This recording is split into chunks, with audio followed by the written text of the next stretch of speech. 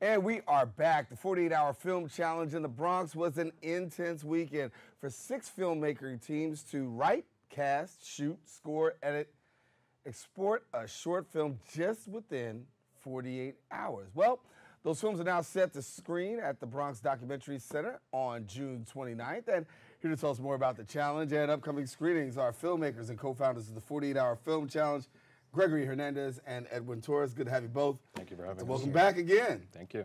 So walk us through this. It was a very exciting 48 hours, huh?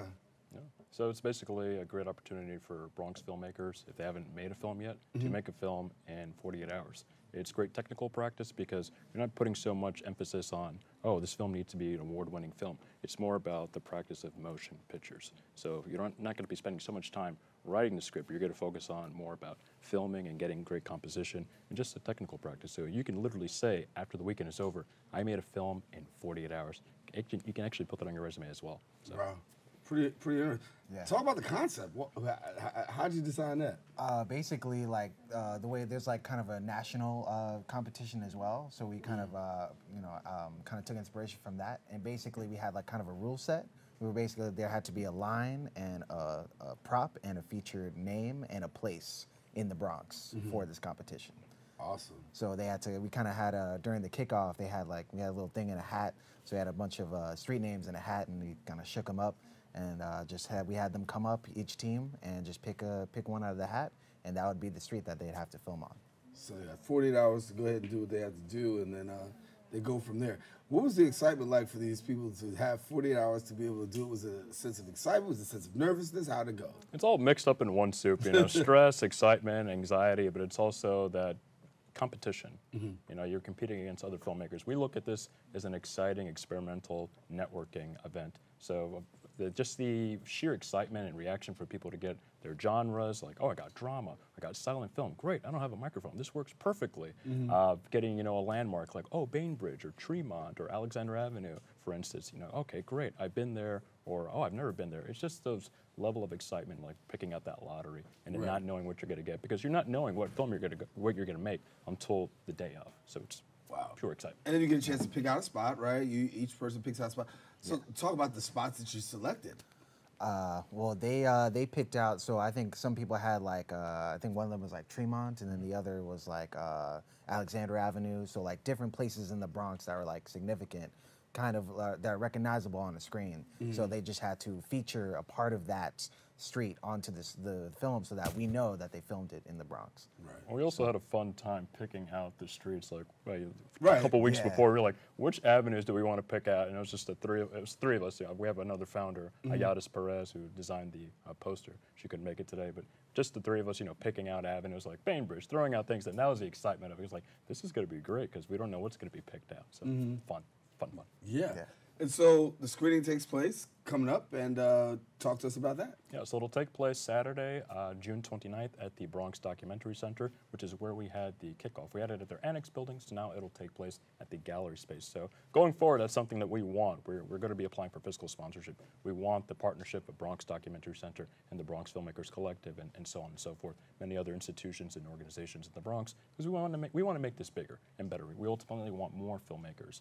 We want the numbers to increase, and we also ultimately want to make it a biannual challenge as well, so in the spring and the fall. And when you talk about getting filmmakers to the table, how hard was it to you to get the filmmakers to the table with this one? A lot of social network outreach. So we had to like YouTube, Facebook, Instagram. We just had to like we just reached out and like especially with the poster and the flyer, we just like basically just spreading the word of like, hey, like you get to make a film in 48 hours. You know, if you're a filmmaker, come out. You know, and it was really just trying to figure out like what kind of filmmaking network is in our borough, because I've lived here for a long time and wanted to meet other filmmakers as well. So meeting him, I know he's not the only one. So just reaching out to different schools, different colleges, different places where filmmakers could be, and just telling them to come on over to our kickoff event and get started.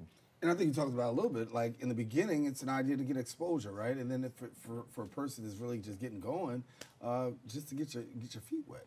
Yeah, I just have a quick addendum to that. We, just talking earlier with the other people on, voting, poverty, there are a lot of things that are going on in this borough, and I think it's important and incumbent upon us as visual storytellers to highlight what's going on. So imagine, Bronx filmmakers, they take this challenge like, oh wow, I made a film in 48 hours. Then after this, it's like, I want to do a film about, asthma in the South Bronx, poverty in the Bronx, voting, gentrification, housing, and so on and so forth. So those are things that are important. So I think it's really essential in terms of meeting other filmmakers. Our third founder actually lives within blocks of Edwin, and they never even knew they lived in the same neighborhood all these years. So it's really great for us to meet people and also just increase the number of filmmakers and really impart upon them, hey, we also have a responsibility. So honing those technical skills to really provide an outlet to stories that are important in our book. So June 29th will be the screening. Yeah, we're gonna have a trailer dropping later today on our social media outlets about that, just kind of highlighting the different movies to be seen. Yeah, so it'll be great. And so we got the names of them actually out here. 1 of 14 is a drama, smoke, silent film, Nighthawk, action adventure, In and Out, suspense thriller, and we got Cabin Fever, it's a comedy, and Not an Imaginary Friend, fantasy. So they get to pick their own titles, of course.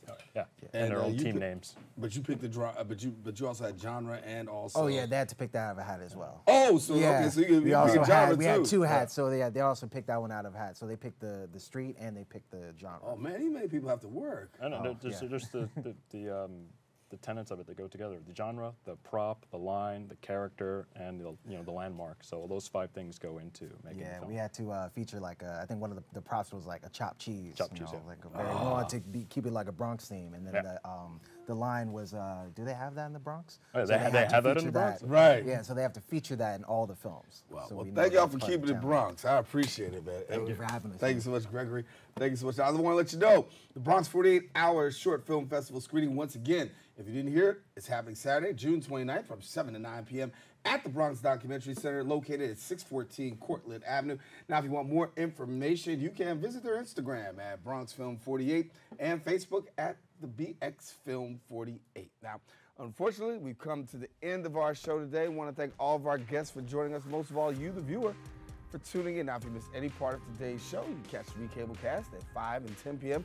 on Optimum's Channel 67, Verizon Fios Channel 33, or watch us anytime on the web at BronxNet.org. Also give a special shout out to those who are watching on Manhattan Neighborhood Network. I know my sister Ann, family, and the rest of you who are watching in Manhattan. Thanks for watching. That about wraps it up for us here on this show and the Set of Open. I'm Darren Jaime. Hope you keep this channel wide open. Take care. God bless, and we'll talk to you soon.